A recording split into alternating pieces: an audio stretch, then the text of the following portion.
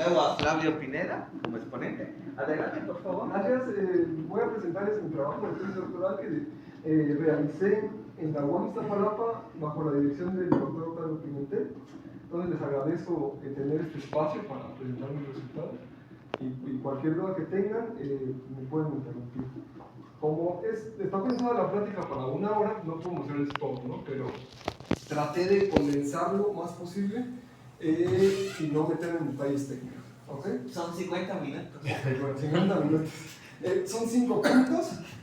Lo dividí en lo más que pude de teoría y los resultados que obtuve. Primero me gustaría mostrarles la motivación que tuve para explorar este trabajo.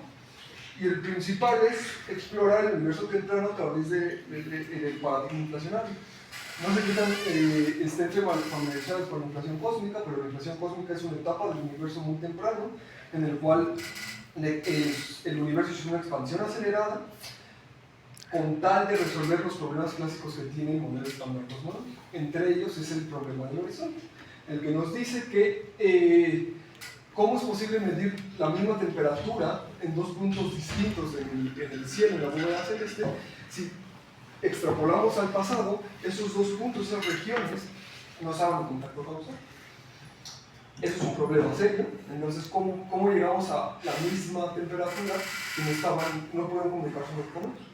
Entonces, una manera de resolver ese problema es por medio de la inflación.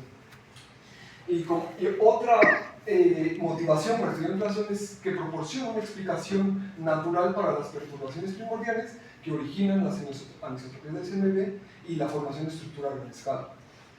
Es una teoría con alto grado de predicción, todavía es una teoría, todavía no está confirmada, ni mucho menos, pero tiene aspectos muy relevantes que pueden ser observados y contrastados con las observaciones a través de la estadística de las perturbaciones. Estas son perturbaciones escalares tensoriales que a través de sacar las funciones de correlación podemos relacionarlo con los observables del CMB y obtener esta famosa gráfica, ¿no? Que es el espectro angular del CMB en función de ellos.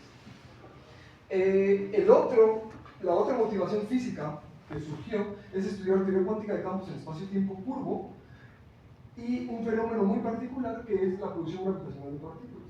¿Por qué esto? Porque no sabemos qué es la materia oscura, pero este fenómeno podría explicar el origen de toda la abundancia de la materia oscura. Entonces lo que hacemos es tener un fondo, que es el espacio-tiempo dependiente del tiempo, que sería el universo de Friedman.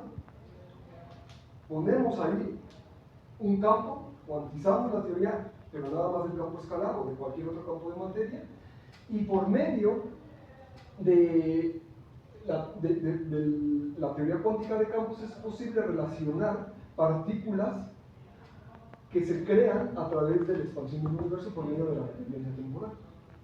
Entonces, por ejemplo, si tenemos un observador al inicio en un instante del universo, define su propio vacío, y tenemos otro observador con otro estado de vacío, uno mide vacío, pero el otro resulta que no. Y eso se debe a la dependencia temporal, porque el estado de vacío no es invariante no es invariante cuando hay espacio, invariante de Poincaré cuando hay dependencia temporal. Y como les digo, esto es crucial para entender la producción de partículas durante y después de la inflación, en el precalentamiento y en el precalentamiento, y podemos estudiar campos escalares, fermiones, spin 1, spin 2, de 3 medios, cosas súper exóticas, ¿no? Yo me voy a centrar en el más fácil, que es campo escalar, y ya les iré comentando. La inflación tiene muchísimos modelos de referencia, muchos modelos, demasiado, pero 2 de los más grandes y de los que más se estudian es el modelo de inflación de Higgs y el de Starobinsky. El de Higgs es naturalmente útil porque no necesitamos incluir un campo escalar extra a lo que conocemos del modelo estándar. Es el único campo escalar fundamental que conocemos. Entonces agarramos toda la parte, el sector escalar del bosón de Higgs, incluimos un acoplamiento no mínimo con el sector gravitacional y resulta que ese modelo puede producir inflación. Entonces usamos el bosón de Higgs como el responsable de esa dinámica pero requiere, el precio a pagar es que se requiere un acoplamiento en un mínimo. Y bueno, tiene predicciones, temperatura de recalentamiento, este es el índice espectral y esta es la razón tensoescalar. El otro modelo, que es también muy útil, que resulta que fue el primero, fue el modelo de Starobinsky, que surgió en 1980 y es una modificación a la relatividad general porque tenemos Einstein-Hilbert más un término cuadrático en la curvatura escalar. Esta m es un término de masa relacionado a este grado de libertad extra. Y sus predicciones son muy parecidas en el índice espectral y en el R, son iguales prácticamente, ¿no? No existe ningún experimento que pueda discernir entre sus iguales. En la diferencia está en la temperatura de recalentamiento. ¿Por qué? Porque acá el Higgs se acopla con todas las partículas del modelo estándar y acá la manera de producir partículas es puramente gravitacional, entonces eso hay una diferencia clara, ¿no? Sí. Como les decía, el modelo de Higgs es económico porque no necesitamos incluir nada más allá del modelo estándar, no necesitamos otra cosa. Sin embargo, tiene una serie de inconsistencias y se debe al valor gigantesco que requiere la constante de acoplamiento para que se produzcan las observaciones del CMB. Para reproducir el valor de la amplitud de las perturbaciones escalares, 2.1 por 3 se requiere este valor, es gigante. Si tomamos lambda alrededor de 0.13, eso es del orden que es a la 4, eso es gigantesco. ¿Pero qué es lambda? El lambda es la constante cuántica de acoplamiento del bosón de Higgs. Aquí no puse el potencial. Sí. Pero bueno, ya sabes cuál es. O sea, estás en el potencial del chorro. Exactamente, justamente. Entonces es ahí. Entonces es esa lambda. ¿Y si usan la masa del Higgs? Sí, acá, de hecho aquí entra. Si nosotros tomamos la masa del Higgs, que son 125 electronvolts, esta lambda está relacionada con el valor de la masa y con el valor de expectación. Entonces, si nada más lo tomamos así, sin hacer el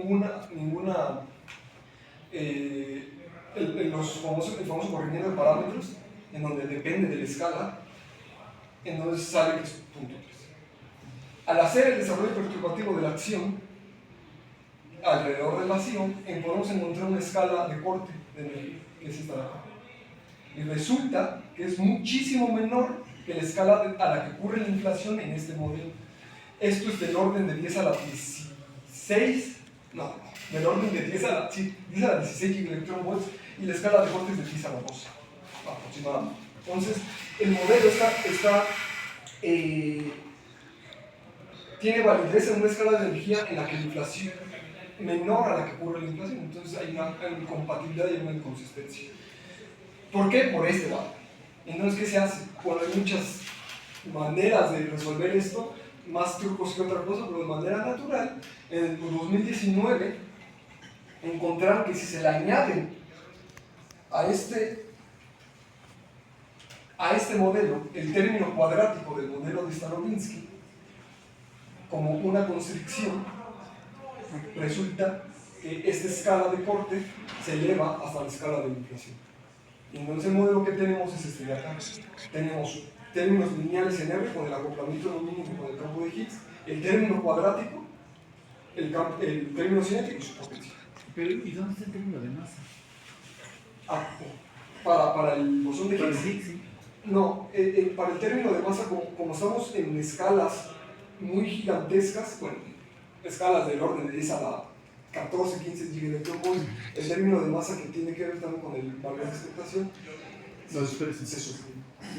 Es como, pues, de 21 Más o menos. Entonces, contra sí, 10 a la 14. exactamente. Es el término de masa y el valor de expectación que son 246,5 gigaelectronvolts de desprecio, porque no tienen papel. También todas las interacciones de norma durante la inflación se desprecian. Entonces, por eso nos queda esta forma súper simplificada, entre comillas, ¿no? Porque tenemos esto, acoplamiento no mínimo y un término cuadrático. Y entonces, el objetivo de mi tesis fue estudiar este modelo. Bueno, son dos objetivos basados en ese modelo. Yo encontré una laguna en la literatura en donde no se estudiaban a detalle las perturbaciones primordiales del modelo y el impacto que tienen en el CMB. Ese es el primer objetivo y claramente también, bueno, no gaussianidades. En la tesis ya no entraron, el resultado de no gaussianidades apenas lo mandé ayer a JClub, pero bueno, también era el objetivo, pero ya no me dio tiempo. Y el segundo objetivo es estudiar justamente la producción de partículas de las que le hablaba al principio en ese modelo, con un campo escalar con acoplamiento no mínimo. ¿Por qué? Esto es súper fundamental para ir discriminando con todos los modelos y todas las observaciones que tenemos. Básicamente, cuando tenemos un modelo de inflación, no hay mucho más que hacer para contrastar con las observaciones, estudiar el impacto del CMB y ir al régimen no lineal, que son las gaussianidades. Y esto porque es muy importante ver cómo se produce la abundancia de partículas escalares durante y después de la inflación. Entonces, esos son mis dos objetivos y bueno, resultaron en dos publicaciones, ¿no? Este es el modelo, como les mencionaba. Tenemos un término cuadrático y un término mínimo. Así como está, lo podemos manejar perfectamente, sacar las ecuaciones de Einstein para H y tratar de resolverlas. Es complejo por el término cuadrático. El término cuadrático involucra ecuaciones de Einstein de cuarto orden. Entonces eso es muy complicado. Y aparte le añadimos el término de acoplamiento no mínimo, entonces eso complica la cosa. ¿Se puede hacer? Seguramente sí, pero lo más usual es hacer una transformación conforme para eliminar este nuevo r cuadrada. La reescribimos como una tirante en su escalar, introducimos un campo escalar auxiliar, redefinimos la acción y definimos la transformación conforme. Ese sería el campo auxiliar, pero necesitamos hacerlo canónico, entonces introducimos el famoso escalarón. Al hacer esa transformación conforme, deja el campo de Higgs e induce un nuevo grado de libertades, que es el phi. Entonces tenemos un modelo de inflación. Ahora ya no tenemos un solo campo escalar, sino tenemos dos. Pero ese campo escalar va a tener un potencial impresionantemente complicado, ¿no? Horrible, ahorita lo les voy a enseñar. Entonces, aquí les digo, la transformación conforme es equivalente a un nuevo grado de libertad de escalar.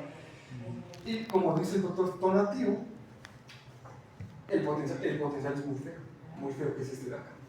En el marco de Einstein, si nos regresamos, perdón, aquí introduje una métrica. Esta métrica, la G mayúscula, no es del espacio-tiempo, es de una variedad abstracta bidimensional en la que las coordenadas son estos dos campos, justamente phi y h. Entonces se llama enfoque covariante de los modelos multicampo de inflación. Eso nos permite entender este término de acá como una interacción puramente geométrica entre los dos campos, mediado por esta métrica. Esta facilita, pero eso complica el análisis de la dinámica y evidentemente del potencial. Aquí ya tenemos un potencial que depende de los dos campos y tiene para un espacio de parámetros usual, digamos el estándar, tiene esta forma. Este es el mínimo en 0, 0, tiene dos valles y aquí tiene un máximo en h igual a 0.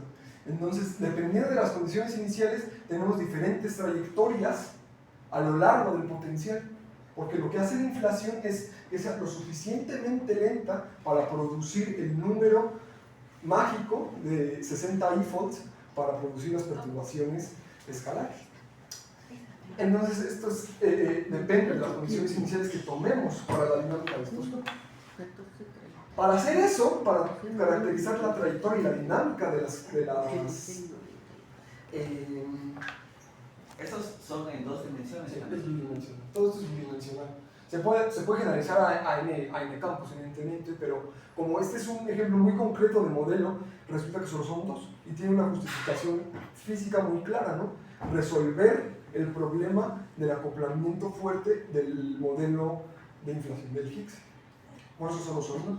Entonces definimos, para caracterizar esa trayectoria que les menciono, definimos una dirección tangente a la trayectoria y una normal, ¿no? Solo necesitamos dos vectores, tangente y normal, y se definen de esta manera. Esto está normalizado y esto también. Esto es una base ortonormal local, de la cual cumple las características que debe de cumplir cualquier base ortonormal. Esto es la de, ¿cómo se llama? delta de Kronecker, o bueno, la métrica trivial, 1, 1, y podemos hacer la proyección en la base ortonormal y obtenemos la métrica de expansión de campos. El ritmo covariante de estos vectores se define por medio de esta matriz.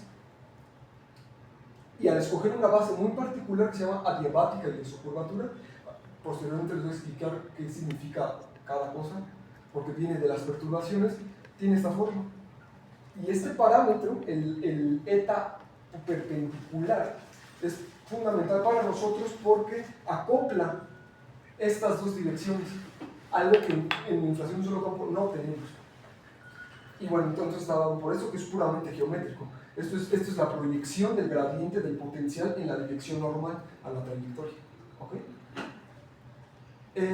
El modelo tiene 3 parámetros, en lugar de uno como el bosón, como el del Higgs. Tenemos la constante de acoplamiento, la lambda y este GS que tiene que ver con el parámetro de masa del R cuadrado. Aquí les puse 3 ejemplos. Este está muy estudiado en la literatura y le puse inflación aburrida porque no ocurre nada, nada relevante, nada nuevo, digamos. Y estos dos son los que yo exploré en 0.1 y muchísimo menor que 1. Aquí sí se dan cuenta, esta libertad que me da de 10 a la menos 10 se debe a que depende de la escala de energía a la que estemos trabajando.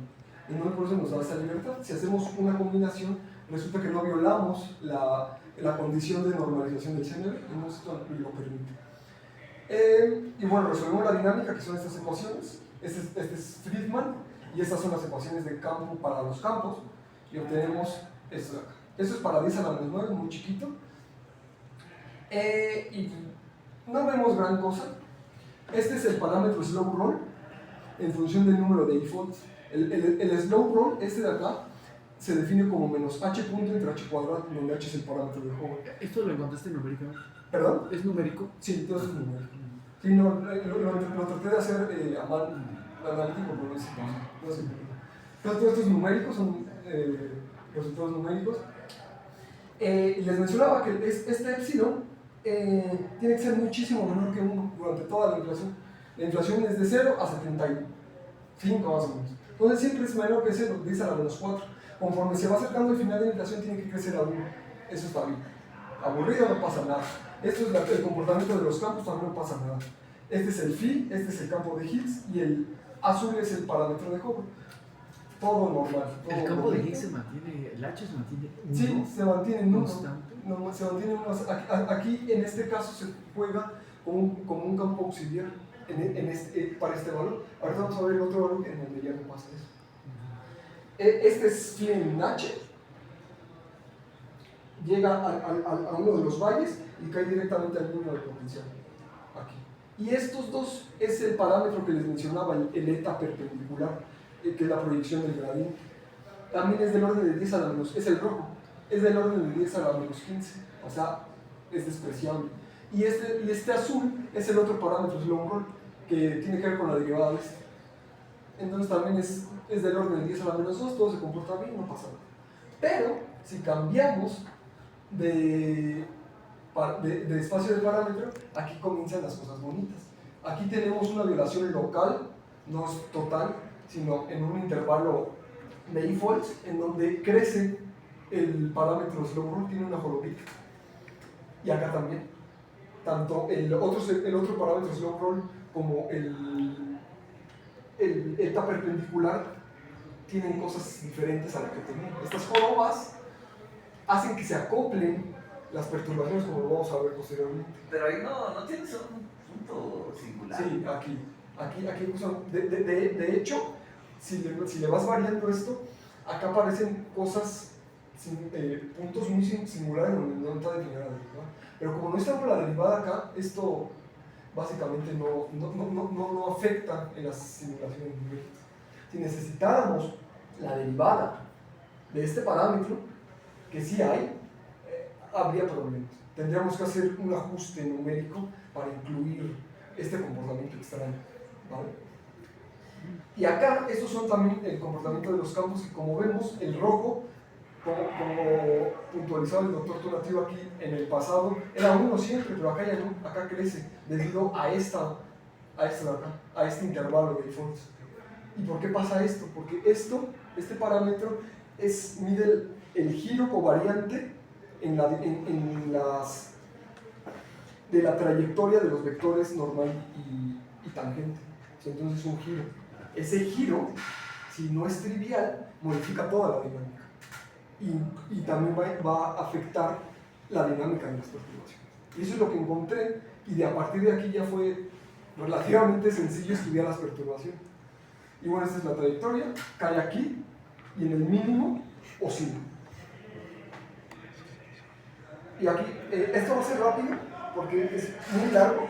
Si de por sí, la teoría de perturbaciones cosmológicas es complicada, si le metemos en inflación es difícil, para un solo campo y para más campos es más difícil, entonces mucha álgebra.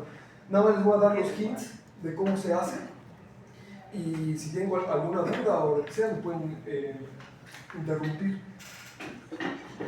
En inflación hay 2 tipos de perturbaciones, adiabáticas y de isocurvatura.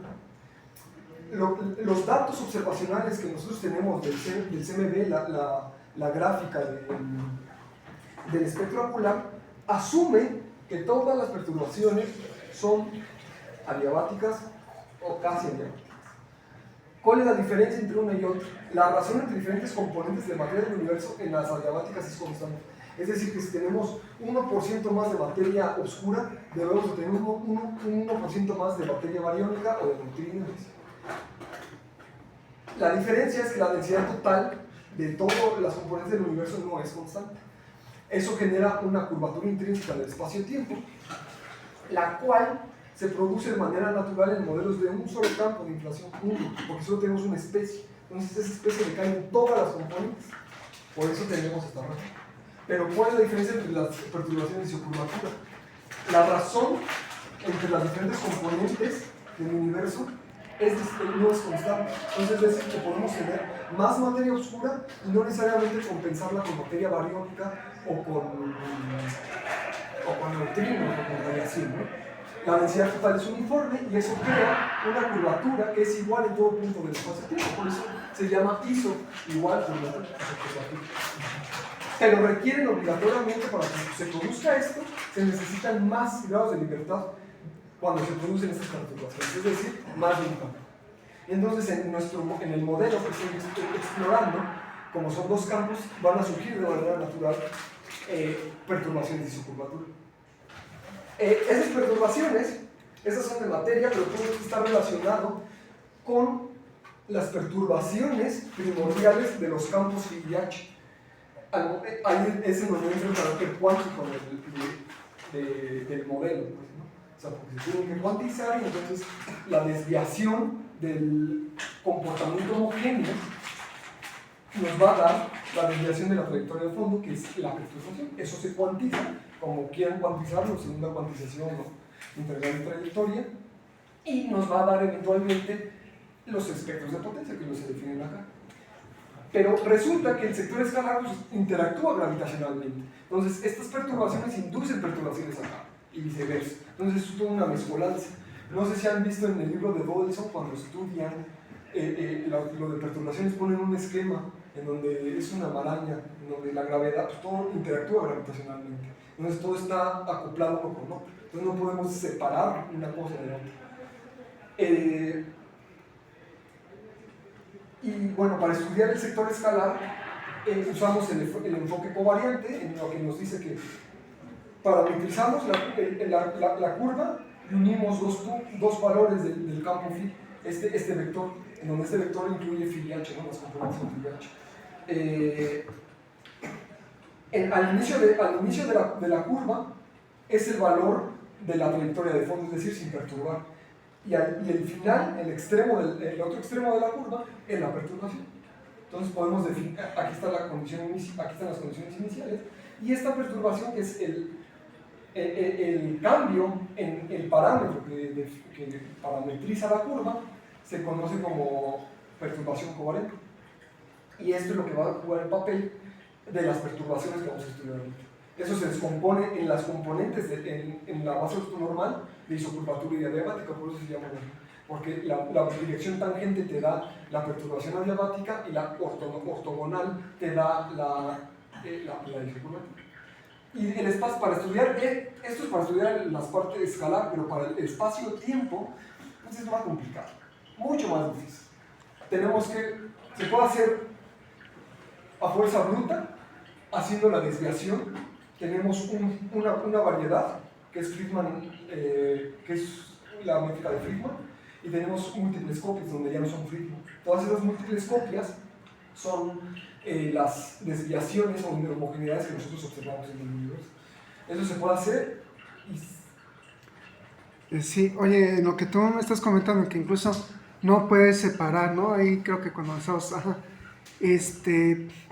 dentro de con la gente con la que estás trabajando, ¿no has podido ver algunos gente en sistemas complejos? Porque justamente como estás citando, de eso trata complejidad, que no puede ser separado, sino todo está como entrelazado. Y ya con base que estás diciendo, hay como que infinitas copias, hasta parece cierto tipo, a mí me suena fractal. O sea, porque puede haber tipo de autosimilaridad, tal vez. Ahí en donde, en el departamento de física de la UAM hay un grupo de sistemas complejos muy fuerte, pero nunca me he ido a explorar, pero es buena idea, puede ser. Okay. La verdad desconozco eso, pero puede ser. Va. No, gracias. Sí, no te preocupes. Y bueno, entonces les decía, se puede hacer así, y haciendo mucha geometría se puede llegar a lo mismo, pero la otra manera es usar el formalismo ADM de la métrica, la descomposición 3 más 1. Entonces, foliamos nuestro espacio-tiempo en n hipersuperficies y definimos cómo cambia el tiempo y cómo cambian las coordenadas y la geometría intrínseca de cada hipersuperficie. La función del lapso nos da el tiempo que transcurre entre una hipersuperficie y otra. El NI, que es el vector, se llama vector shift, entonces eso nos dice cómo cambia, y la gamma y j es la curvatura intrínseca de cada hipersuperficie. ¿Okay? La ventaja es que si esto lo metes en las ecuaciones de Einstein, n y ni no son variables dinámicas, son construcciones, son multiplicadas de la grado. Entonces eso quita todos los grados de libertad espurios que tiene nuestro modelo, y eso lo simplifica. Entonces nada más van a quedar los grados de libertad reales, que sería una perturbación acá y la perturbación del espacio. 2. Y para descomponer la geometría la acción de Einstein-Hilbert se usan las relaciones de Gauss-Kodasik, que es curvatura extrínseca y curvatura intrínseca de las hipersuperficies. Esto es proporcional a la curvatura extrínseca. Esto va como n por de acá. Y bueno, estos son los pasos que se tienen que seguir. Una vez que definimos cómo lo vamos a abordar, especificamos variables invariantes de norma, tenemos que fijar la norma por los grados de libertad que tenemos extra. Usualmente se usa la norma comóvil, en la cual la parte adiabática de la perturbación del campo es 0, pero la curvatura intrínseca la geometría intrínseca de las hipersuperficies está dada por esto, donde este R de acá tiene que ver con es la perturbación de curvatura en hipersuperficie. Metemos eso, desarrollamos a segundo orden la acción, o a tercer orden si queremos el espectro, ecuaciones de campo, bautizamos y calculamos los espectros. ¿Vale? ¿Ese R entonces es constante? No. No, es constante. Depende de T y de X. Y aquí está la acción a segundo orden. Estas son las ecuaciones, el modo adiabático, que es el R, y el modo de isocurvatura, que viene de imponer la norma de acá. Como esta es 0, entonces la otra parte, esta de acá, no es 0. Esa QS que aparece acá, ay Dios mío, esta QS es la parte de adiabática, de isocurvatura. Entonces, si nos damos cuenta, esta es la ecuación, es horrible. Pero no tiene masa, no tiene término de masa. Este modo es ligero, pero este modo, por medio de interacciones puramente geométricas, que es este de acá y este de acá, que se los explico, se induce una masa efectiva de este modo. Entonces, hay todas las interacciones que va sufriendo las perturbaciones por medio de la geometría no trivial del espacio de campos y del espacio-tiempo están aquí. Esto es el término usual de masa que le hacen una derivada del potencial, pero sería la doble proyección del potencial en la dirección normal. Aquí está.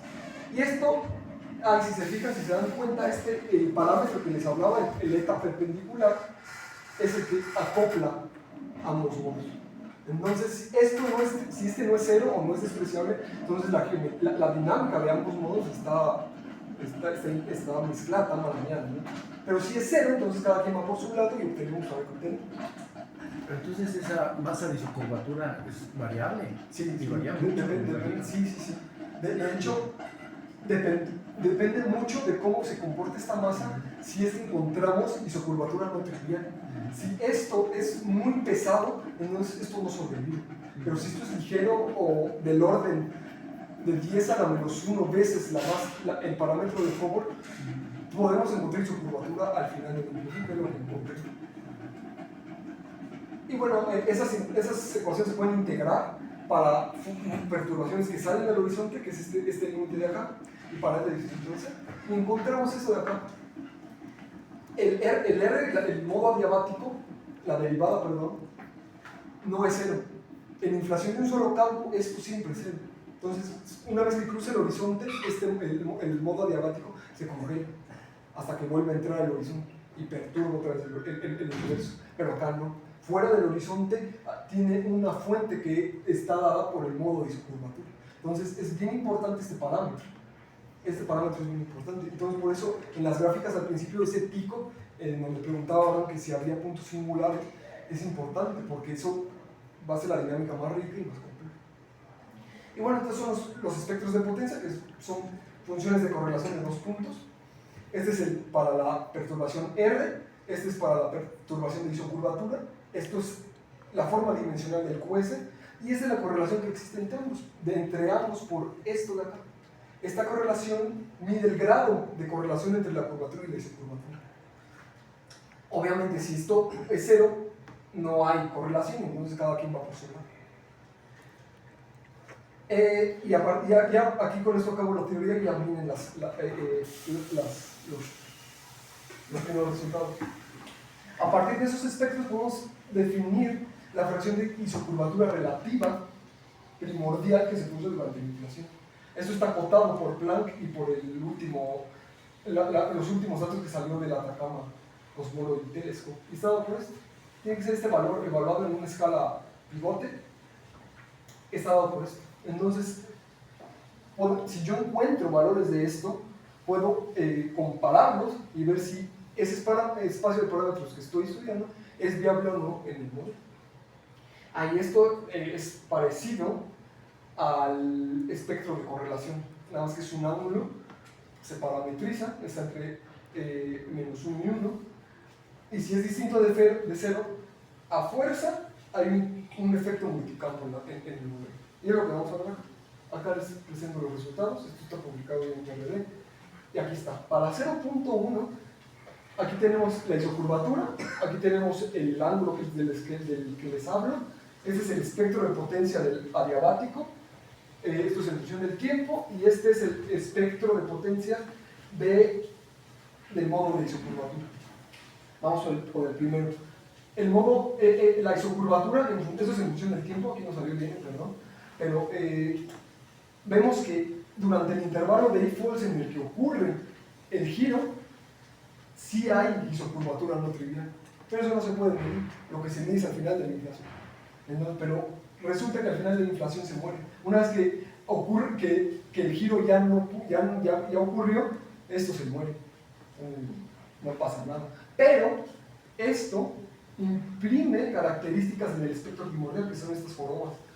En cualquier modelo que no tenga estas características, el modelo cae así, en función de K. Para los modos más chiquitos, decae. O sea, no tiene nada de esto. Y esto, como ocurre puede ocurrir a las escalas del CMB, puede imprimir información en el espectro angular del CMB. Y este es el modo de isocurvatura. Si nos damos cuenta, para este modo, para este espacio de parámetro, es del orden de 10 a la 70 más o menos. O sea, Menos 70. menos 70, sí, había Digo, cero. eso y cero. Sí, pero ¿por qué pasó eso? Porque toda la energía que tenía este modo se lo pasó a este de acá, y imprimió esa energía. El otro espacio de parámetros que exploré, el de 10 a la menos 9, encontré, no hay correlación, porque el parámetro era 10 a la menos 15, si se acuerdan, entonces 0, es despreciable. La dinámica, cada quien va por su lado, pero lo interesante es que encontré isocurvatura no trivial. Aquí está. Esto es el parámetro, la isocurvatura relativa, en función del número de iPhones. Entonces encontré que es del orden de 10 a la menos 2. Esto es compatible con las cotas actuales de Planck y de Lamarck. Y esa es la gráfica más importante. Reproduje el espectro angular del CMB para varios valores de las constantes de acoplamiento para ver pues, qué pasaba. Bueno, resulta que hay muchos datos acá. No sé qué tan familiarizados estén con esta gráfica, pero hay cosas que son inviolables e intocables en esta gráfica, y son los picos acústicos. Esto, o sea, si esto no se reproduce, casi con seguridad, se tiene que hacer más análisis estadístico, pero casi con seguridad, que el modelo, yo le pienso que estaba en tensión para no descartarlo, pero es que la diferencia que mide Planck y el Atacama es del orden del 0.1%, es nada. Prácticamente tiene que estar el trazo dentro, las barras de error tienen que estar dentro del trazo de la gráfica. Dentro de las bolitas. De las bolitas, sí. Acá hay más margen. Una puede ser variancia cósmica, porque acá son los modos más grandes, entonces solo hay un universo, entonces donde sacamos más copias, ¿no? Pero también otros físicos, otros investigadores proponen que porque acá hay una discrepancia entre lo que predice el modelo lambda, el modelo estándar, con Planck. Hay una diferencia de alrededor del 30% de potencia de aquí de diferencia. Muchos dicen que es variancia porque no hay los suficientes puntos para hacer un análisis estadístico, pero otros dicen que se debe a una dinámica más compleja en el universo temprano donde se produjo todo esto.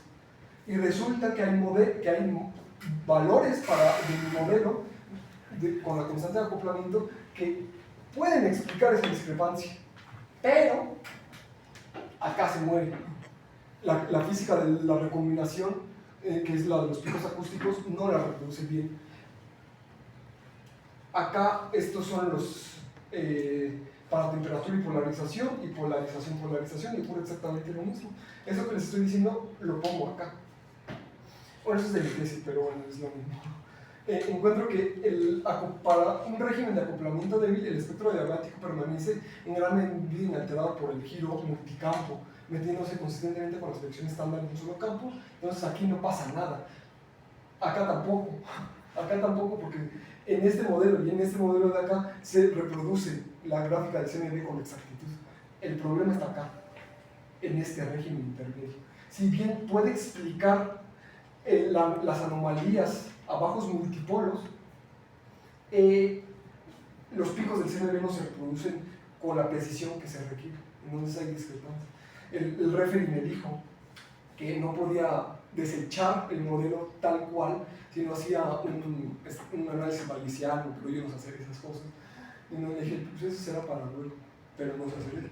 Entonces, está en tensión, este régimen está en tensión, no el modelo, este régimen, porque esto y esto se reproduce perfectamente, entonces no hay ningún problema. Pero el carácter multicampo está concentrado en este régimen, ¿no? Entonces en esta ventana de los valores. Bueno, aquí acabo la primera parte, que es todo lo de las perturbaciones primordiales. Acá me voy un poquito más rápido, que es los segundos resultados que obtuve, que tiene que ver con la producción de partículas. Como les decía, la producción de partículas ocurre cuando un espacio-tiempo depende del tiempo y hay una dinámica no trivial que se evoluciona, ¿no? En ese fondo, tú le metes un campo de materia, el que tú quieras, y defines tu modelo de inflación y incluyes el modelo de interacción de la materia con la parte gravitacional o con la parte que da origen a esa dinámica. Y aquí hay un montón. Puedes agarrarte el modelo estándar de física de partículas y agarrar todos los acoplamientos con el bosón de Higgs, pero eso es muy complejo y no pude hacerlo. Así que lo que yo hice fue agarrar este término. Este G es distinto al G que hemos estado viendo. Este G es nada más exclusivamente del nuevo campo de materia, el escalar, que se mete ahí. ¿El que llamabas H? No.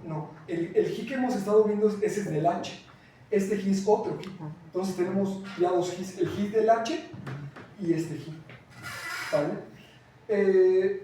Definimos ecuaciones de movimiento, definimos el estado de vacío, que tiene que ser, casi siempre es el de Bunch-Davis, que es el vacío minkowskiano, y de ahí relacionando, diagonalizando, mejor dicho, el hamiltoniano, y relacionando los dos estados de vacío que pueden medir un observador y otro, llegamos a que el coeficiente de Bogoliubov de la transformación es exactamente igual al número de partículas que se produce de este campo. Y vamos a ver qué pasa.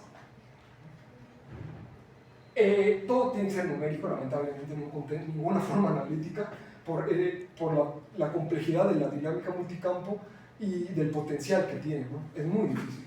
A lo mejor, bajo ciertas aproximaciones se podría resolver semianalíticamente, pero no, todo fue numérico. Entonces, esta es la estrategia. Resolvemos el fondo, generamos los modos, imponemos el vacío inicial, 5 IFOs antes de que crucen el horizonte, resolvemos las ecuaciones, graficamos y ya. Lo que nos importa es el último punto. Porque estas partículas obviamente no se pueden medir, la única manera que se pueden medir es por medio de la abundancia, de su abundancia, que sobrevive al final de la inflación. Y esa abundancia se calcula por el parámetro de densidad y como se hace en cosmología, ¿no? Resulta que esta abundancia puede relacionarse con la abundancia de materia oscura. No estoy diciendo que esto sea materia oscura, pero simplemente puede explicar que un campo escalar de estas características con acoplamiento no mínimo puede dar la explicación a toda la materia oscura para la abundancia. Pero no estoy diciendo que sea materia oscura, eso es otra cosa, ¿no? Y bueno, este es el modelo. Este modelo es el modelo de materia que se lo pegamos a la parte de la acción del phi del H. Entonces es una cosa terrible, muy compleja, se hace la transformación conforme y se induce esta acción de interacción. Aquí podemos calcular la tasa de desintegración del phi en partículas de materia, en partículas X de materia, ¿no? O sea, aquí ya no tienes interacción de recordada. No, ya no. O sea, esa se quita igual, se hace la misma transformación conforme. No, pero en el laranjano de arriba ya no hay. Ah, no, me equivoqué. La R cuadrada. Este es R cuadrada. Ah, ese es R cuadrada. Sí, me equivoqué. Ok. Sí. Ah, entonces sí la tienes. Sí la tienes. No, a ver, primero. No. A ver, no. Este término de acá es lineal en R. ¿Por qué? Porque por este término de acoplamiento. O sea, pero ya entonces ya no va a haber la R cuadrada, lo de Starobinsky. Sí, está acá. Porque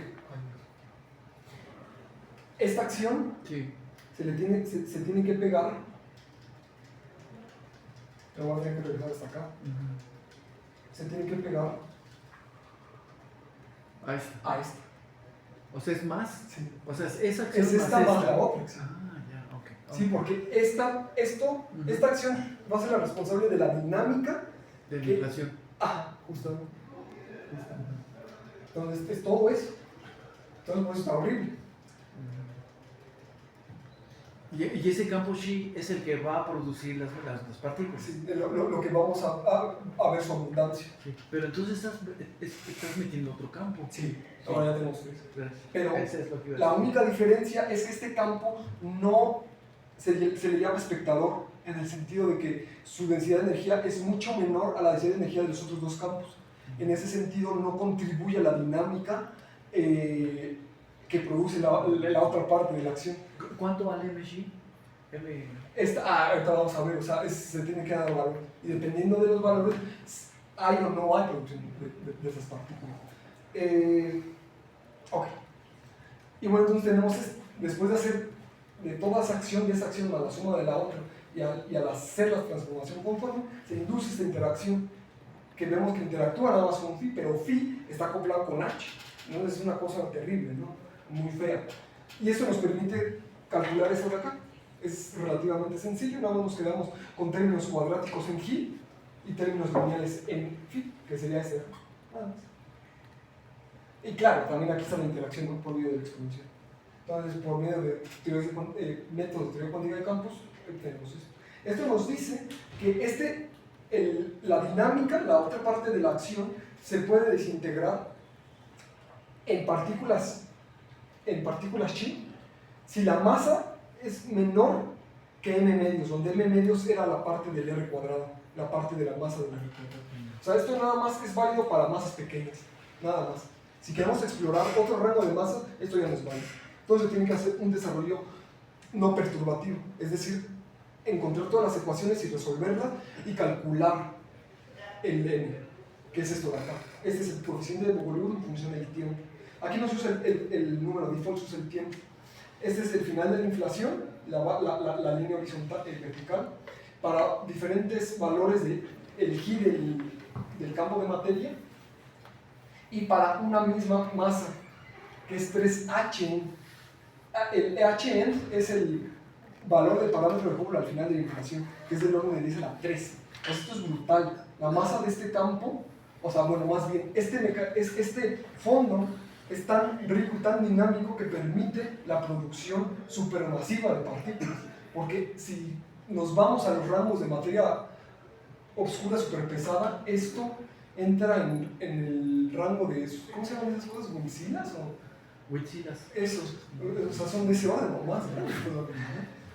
Entonces hay que ver si se sobreviven, ¿no? Y bueno, aquí está su espectro. Si hay producción de partículas, pero depende de la masa. Aquí son masas ligeras y aquí son masas pesadas. Ya me confundí un poquito porque la MX tiene que ser mucho menor que la M. Sí, pero eso es si queremos usar. Perdón. Si queremos usar este canal de desintegración. Sí. Sí. O sea, ahí para masas ligeras, sí. la producción de estas partículas es esta. esta. Ok. Y la otra es para y la otra es para grandes. Ya, perdón. Sí, me confundí. Perdón. Sí, no se preocupe. Y entonces aquí están los espectros.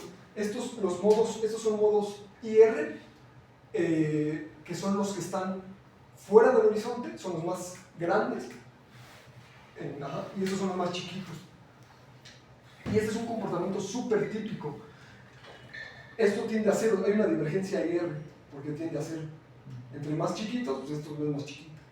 Crecen, llegan a un máximo y decaen, porque estos modos son los que están dentro del horizonte. Entonces llegan a su máximo aproximadamente, bueno, depende de la masa, pero aproximadamente se alcanza el máximo al final de la inflación. Eso está normalizado, caen, es el modo al final de la inflación. Entonces está normalizado. ¿Y esto para qué para qué? Porque ese espectro se relaciona con la abundancia de reliquias. Esta abundancia de reliquias es lo que se mediría al tiempo actual de esas partículas. Esas partículas, si es que sobreviven, se tienen que rescalar, ¿no? A lo largo de toda la historia del universo, está dada por eso de aquí. Esta línea horizontal es el valor de la abundancia de materia oscura, que es 0.2 aproximadamente. Entonces, los valores que cruzan son válidos para materia oscura. Obviamente esto ya no es válido. El pico hacia arriba ya no es válido. Bueno, no es que no sea válido, simplemente no puede ser materia oscura, porque la sobrepasan. Y la conclusión a la que llegué con este trabajo es que ese campo Xi, la masa máxima permitida para explicar el valor observado de la materia oscura, es aproximadamente igual o menor de 10 a la 12 electronvoltios. Bueno, aquí están los dos casos, ¿no? Para un sexto y para cero. Me hubiera gustado hacer más amplio el parámetro, explorar el parámetro de los valores, mejor dicho, de este parámetro, pero numéricamente no me dejaba. Otro de mis sinodales, el doctor Marcos García del IF, le sabe más a esto. Y él me dijo que para valores aproximadamente de 1 o más grandes, y hay efectos de back reaction con el fondo, entonces tiene que modificar todo y está terrible. Entonces, me dijo que estaba bien porque estos son los valores más importantes para el modelo, porque esto es acoplamiento no mínimo, entonces simplemente es un campo escalar libre. Y este es para cae en la invariancia conforme, si la masa es cero, pero como no es cero, entonces no pasa nada. Entonces la conclusión fue esta, o sea, no estoy diciendo que sea materia oscura, porque eso no es otra cosa, aquí simplemente se toma que ya está termalizado y todo bonito, pero se puede llegar a la conclusión de que si el campo tiene una masa enorme, de 10 a la 12 gigaelectronvolts, se puede producir gravitacionalmente, puramente gravitacionalmente, porque aquí no me tiene ninguna interacción del modelo estándar. Y resulta que de ese mecanismo podría explicar el origen de la materia oscura. Pero bueno, no estoy diciendo, no, su naturaleza es otra cosa, el doctor Tonatiuh es experto en eso, entonces no tiene nada que ver, ¿no? Y bueno, entonces estas son las discusiones, que básicamente lo que les estaba diciendo, que hay valores intermedios del espacio de parámetros en donde hay efectos multicampo que tienen un impacto directo en las anisotropías de la radiación cósmica de fondo, y que también hay otro espacio de parámetros muy chiquito en el que podemos encontrar una isocurvatura no trivial que puede ser medida. Claro, hay que ver aquí también qué tipo de isocurvatura es, si es de materia oscura, si es de neutrinos, otra cosa, ¿no? Esto yo ya no sé qué sea. Esto es un trabajo extra, porque se tiene que considerar la dinámica después de la inflación y ver cómo, o sea, en qué se convierte esto. Según mi sinodal Marcos García, dice que casi 100% seguro que es puramente materia oscura. Ese es un trabajo extra. Y ya con esto concluyo una vez que obtenga el grado. Les mencionaba la extensión natural del trabajo que les acabo de presentar, es lo de no gaussianidades. Eso se acaba de, bueno, lo mandé al archive, pero lo mandé a JK. Ya no es parte de la tesis, por eso no se las presenté. Pero esto me quedé aquí a orden lineal en las perturbaciones. Aquí tienes que ir a orden cuadrático. Y eso obviamente es un horror, es horrible. Pero hay no gaussianidades triviales aquí, también hay. Y bueno, estudiar campos de materia más allá del escalar, fermiones, campos de norma, no sé. Y bueno, con eso concluyo. Me gustaría meterme en cosas efectivas en inflación, colisionadores, y conectar sobre todo la física de los colisionadores cosmológicos con la física de la formación de estructura a gran escala, porque esto deja una huella en las no gaussianidades. Y no es, en el mapa de las galaxias, una manera de medir no gaussianidades es por medio del mapa de las galaxias. Entonces hay una conexión directa. No es trivial, pero bueno, me gustaría explorar eso. Y eso es todo.